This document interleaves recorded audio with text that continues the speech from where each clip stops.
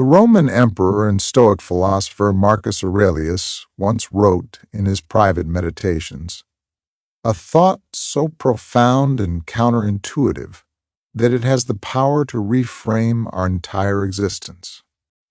He wrote, "The impediment to action advances action. What stands in the way becomes the way." Think about that for a moment. What stands in the way becomes the way. It's a paradox. We are taught to see obstacles as frustrations, as roadblocks, as the unfortunate end of our plans. But what if they aren't the end? What if they are the beginning? What if the very thing you believe is stopping you is actually the only path forward?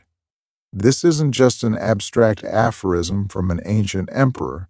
It is a fundamental truth of the human spirit, proven time and again not in palaces, but in the most desperate of circumstances. Let me take you to April of 1970. Humanity is at the peak of its audacity.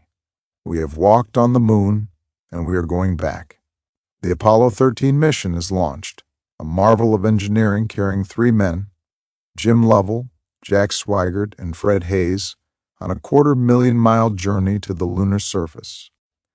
It was meant to be a triumphant, almost routine expedition.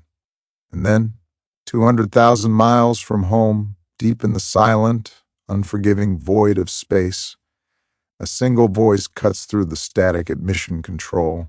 "Houston, we've had a problem." An oxygen tank had exploded. A violent shudder ripped through their tiny craft, the Odyssey. Alarms began to scream. They were venting their lifeblood, oxygen, into space. Their power was dying. The mission to the moon was over. The path they were on had vanished. Here was an impediment to action unlike any other, an obstacle so absolute, so final, that survival itself seemed impossible. They were stranded in a dying machine, a fragile shell in the infinite cold. And in that moment, the wisdom of Marcus Aurelius, 2 millennia old, became their terrifying, brilliant reality.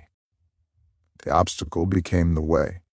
The team at NASA, led by Flight Director Gene Kranz, did not despair.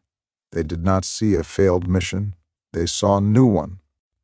The goal was no longer to land on the moon. The goal was to bring these men home.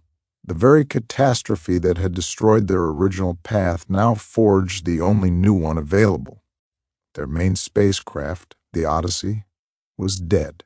That was the obstacle. So the lunar module, the Aquarius, a fragile craft designed only to land on the moon, had to become their lifeboat. It was not designed to support 3 men for 4 days.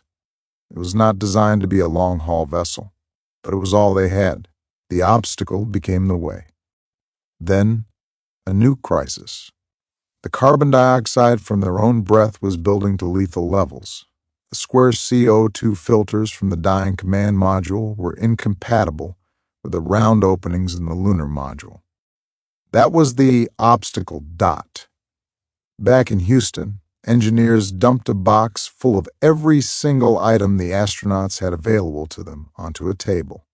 Plastic bags, cardboard, suit hoses, and, of course, duct tape.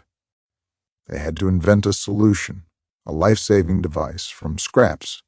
They had to fit a square peg in a round hole, and they did. The very limitation, the very incompatibility of their equipment, forced an act of legendary ingenuity. The obstacle became the way. Every calculation had to be redone, every procedure rewritten.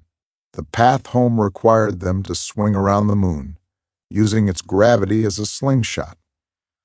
The very destination they could no longer reach became the tool of their salvation. When they finally splashed down safely in the Pacific Ocean, the world did not celebrate a failed moon mission. It celebrated one of humanity's greatest triumphs, a successful failure.